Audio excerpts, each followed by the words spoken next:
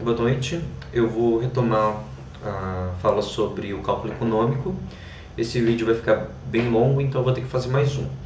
Nesse vídeo, no próximo, eu vou falar sobre o cálculo econômico, só que eu vou me aprofundar mais, fazer um exame mais técnico. Então é necessário que vocês observem os vídeos anteriores, sobretudo o primeiro e o segundo vídeo. No terceiro vídeo, eu tinha falado que é possível definir o socialismo como um sistema em que os meios de produção pertencem à comunidade, ou são de controle da comunidade. Por que eu uso essa definição? Eu faço uma comparação com a definição de capitalismo. O que é o... Para entender o capitalismo, vamos passar rapidamente pelo capital. O que é o capital? O capital é um meio de produção. Não é um meio de consumo, é um meio de produção. Até o burguês é aquele que detém um meio de produção, e o proletário é aquele que não detém um meio de produção, e o proletário trabalha para o burguês. O capitalismo é um sistema que valoriza o capital. Como assim ele valoriza o capital? Para o capitalismo, o capital deve ser privado. O capital deve ser privado. É um sistema que valoriza a propriedade privada do meio de produção, a propriedade privada do capital. Então, o que seria o socialismo, que está diametralmente oposto ao capitalismo? É o sistema em que o meio de produção, ou seja, o capital, está nas mãos do coletivo. E assim, uma das finalidades para isso seria, teoricamente, atingir a igualdade. Você só consegue atingir uma igualdade ou uma justiça econômica, ou seja lá o que for, se os meios de produção estiverem em controle da comunidade e não nas mãos de alguns indivíduos que seriam egoístas de fato. Certo. Eu vou retomar algumas ideias para trabalhar o cálculo econômico.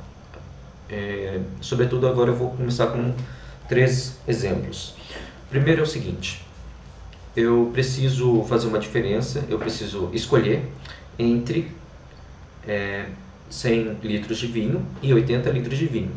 É óbvio que eu vou escolher ter 100 litros de vinho. Nenhum segredo.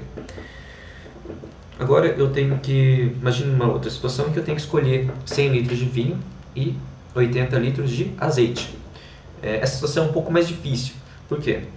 Porque existem quantidades diferentes e produtos diferentes. Então a minha valoração vai ser um pouco diferente. O que eu devo escolher mais ou menos? Observa-se aqui que não tem um valor objetivo, uma preferência objetiva. Não pode dizer que um é melhor que o outro, que essa quantidade é melhor que essa quantidade. Isso vai depender puramente da valoração individual. Para mais informações, acesse o meu primeiro vídeo em que eu falo da teoria subjetiva do valor. Agora, segunda série de exemplos. Sobre a compra de TVs. Você está na sua casa sem nenhuma TV e você ganha uma TV. Você dá muito valor a essa TV, afinal você não tinha uma TV antes, e agora você pega essa TV e coloca na sala de TV, que é o lugar ideal para reunir a família, discutirem, etc. Discutirem não, verem TV em companhia e tudo mais. Então você supre a sua maior necessidade na falta de uma TV. Tá. Daí você está vivendo a sua vida tranquilamente e você ganha uma segunda TV. O que você vai fazer com a segunda TV? Você coloca no segundo lugar em que vai suprir suas necessidades, que poderia ser, por exemplo, a cozinha. Afinal, você está cozinhando e tem muito trabalho, você queria ter uma distração, queria ouvir alguma voz na cozinha. Então você vem lá e coloca a TV na cozinha. E daí você acaba suprindo a sua segunda necessidade.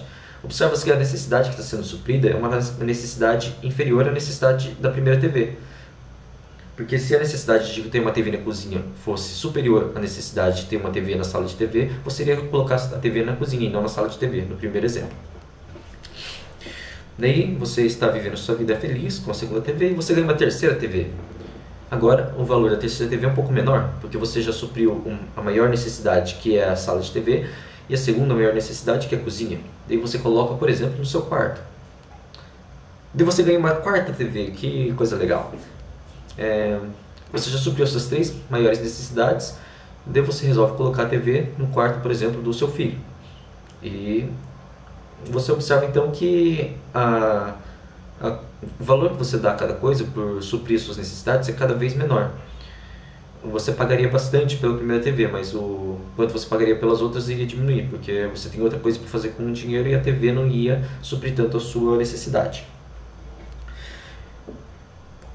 E nisso a gente fala da teoria da utilidade marginal, ou do lucro decrescente, do retorno decrescente, tem alguma coisa assim. Essa teoria diz que conforme você vai comprando novas coisas, do mesmo tipo, várias TVs, conforme você vai comprando, a utilidade vai diminuindo. Então a primeira TV tem bastante utilidade, a segunda menos, a terceira menos, isso com todos os bens. Terceira série de exemplos. Imagine que você está com fome, você tem na sua frente uma carne de boi e uma maçã. É muito fácil você escolher qual dos dois você prefere comer, ou seja, quanto valor você tem em cada um dos dois, a preferência que você tem por cada um dos dois. Contudo, fica um pouco mais difícil se você aumenta a ordem. A carne de boi e a maçã são bens de primeira ordem, são bens de consumo. Um bem de segunda ordem poderia ser, por exemplo, o boi e a macieira. O boi é de primeira ordem, de segunda ordem, porque ele produz um bem de primeira ordem, que é a carne de boi. E a macieira é de segunda ordem, porque produz um bem de primeira ordem, que é a maçã. E daí você tem duas opções: criar um boi ou plantar uma macieira. Essa situação é um pouco mais difícil do que a primeira, em que você somente escolhia o produto final, porque agora você vai ter que analisar um pouco os outros fatores envolvidos. Então você observa que fica um pouquinho mais difícil escolher entre os dois, vai ter que pensar um pouco mais. Imagine então uma situação um pouco mais difícil ainda. Agora você tem que escolher entre ração de boi, você tem bois, e adubo, e você tem macieiras. Ainda é um pouco mais ainda difícil do que a segunda opção, porque existem mais fatores ainda envolvidos. A ração de bois e o adubo seriam bens de terceira ordem, porque eles produzem bens de segunda ordem, que por sua vez produzem bens de primeira ordem. Mas agora vamos imaginar um bem de ordem bem mais superior. Mina de carvão e uma metalúrgica. O que será que seria melhor você investir? Uma mina de carvão ou uma metalúrgica? Essa é uma situação bem mais complicada. E antes de prosseguir, vou fazer uma rápida diferenciação aqui. O bem de primeira ordem, eu falei que é bem de consumo ou bem final. Os bens de segunda ordem e adiante são chamados de bens de capital ou bens de produção, que são bens de ordem superiores. Os bens de ordem inferiores são, sobretudo, os bens de consumo. Tá. Então, você observa aqui no meu exemplo, os bens de ordem superiores têm um valor que depende dos bens de ordem inferior. O boi só vale alguma coisa porque ele produz carne de boi. Se ele não produzisse carne de boi, ele não teria outro valor, ele não teria valor, ou teria um valor bem menor. Então, os bens de produção, eles não valem por si mesmos, mas por aquilo que produzem. Os bens de consumo são uma espécie de fim em si mesmo.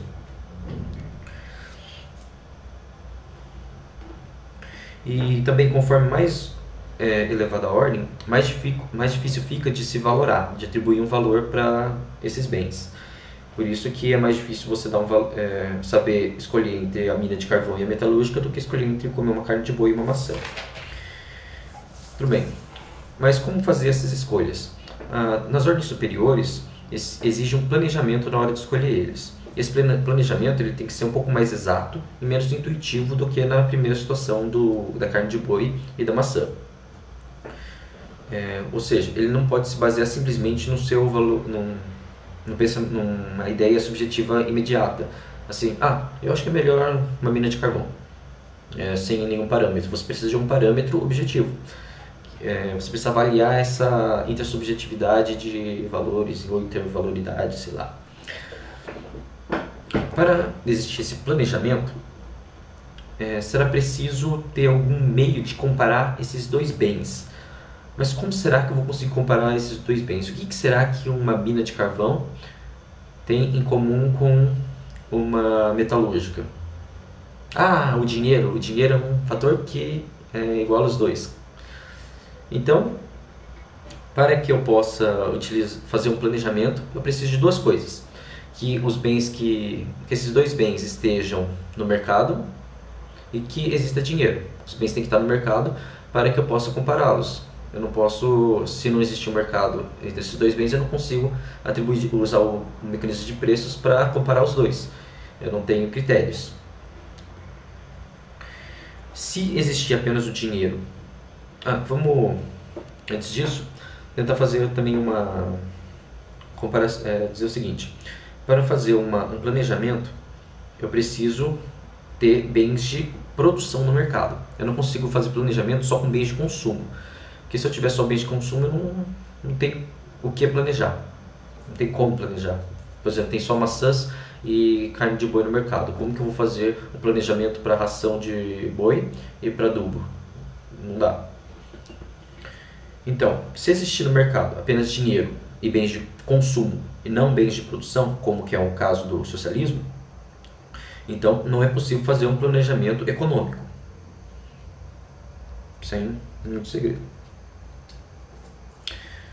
Vou falar aqui uma das frases do Mises que eu encontrei enquanto eu estava pesquisando. E só para fim de referência, eu utilizei o livro do Mises, o Cálculo Econômico sobre o Socialismo, e o outro livro chamado Ação Humana. Essa frase que eu peguei é do Ação Humana. Diz o seguinte: a mente de um homem, por mais brilhante que seja, é incapaz de compreender a importância de qualquer um dos inúmeros bens de ordem mais elevada. Nenhum homem pode jamais dominar todas as possibilidades de produção. Por mais inteligente que você seja, brilhante, você não consegue imaginar todas essas possibilidades de escolhas para bens de ordem mais elevadas. Por exemplo, uma hidrelétrica e a metalúrgica. Você, por mais inteligente que seja, não consegue fazer uma escolha racional sobre os dois apenas sem um parâmetro de preços. Vamos analisar a situação agora de uma fábrica para ilustrar essa ideia. Eu tenho várias fábricas, vamos supor. Sou um administrador central ou um investidor. Como que eu posso saber qual dessas duas fábricas é mais eficiente?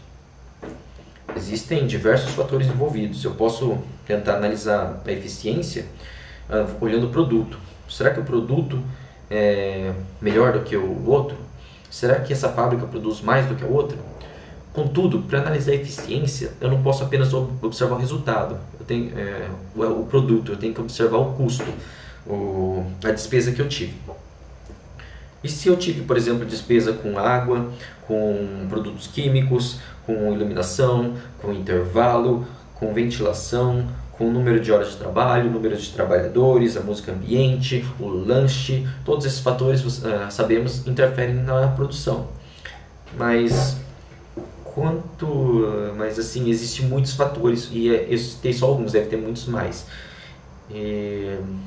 Então assim, fica bem difícil analisar o custo-benefício de uma fábrica dessa forma, só observando isoladamente esses fatores.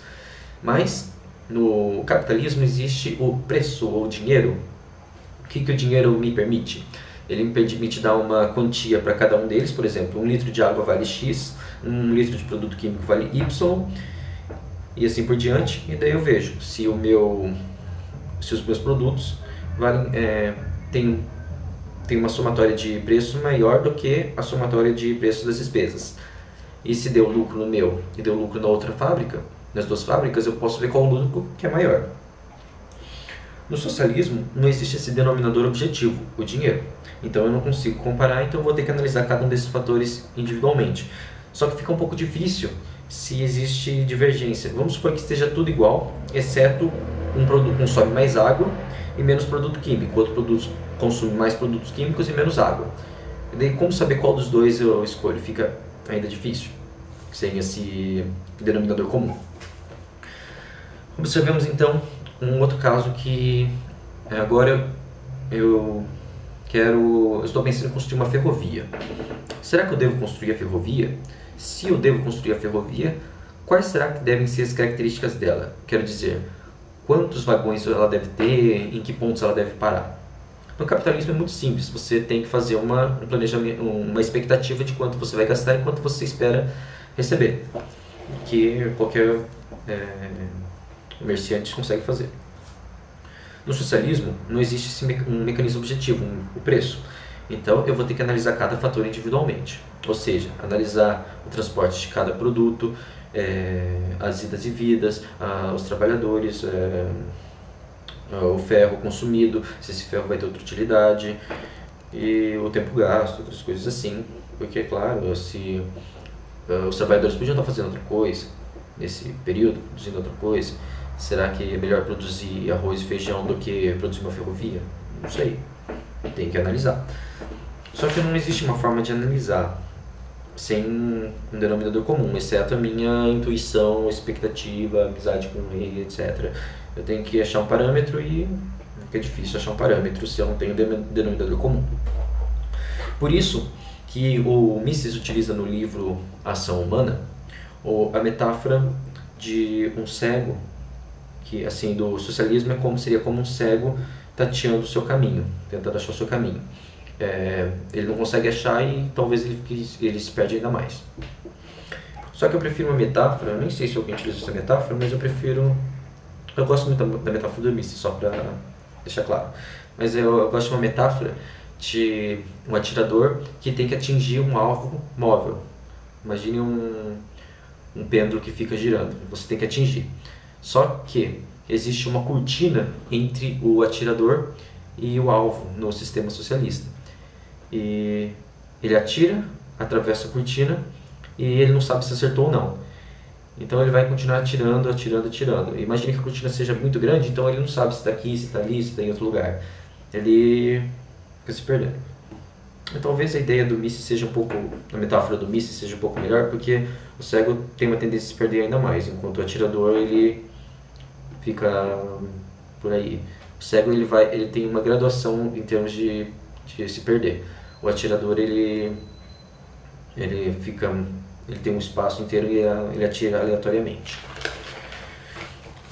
Bom, isso eu vou no próximo vídeo tratar alguns outros pontos, como o que o cálculo econômico não está explicando, as limitações do cálculo econômico, e eu vou dar um diagramazinho para ajudar a entender essas limitações e por que elas não são tão ruins assim. Ok? Obrigado. E claro, antes de desligar, curtam, compartilhem nas mídias sociais, comentem, falem se gostaram ou não gostaram do vídeo, as críticas, sugestões. É isso, e espero que esteja causando desconforto nas pessoas, esses meus vídeos, num bom sentido. Obrigado.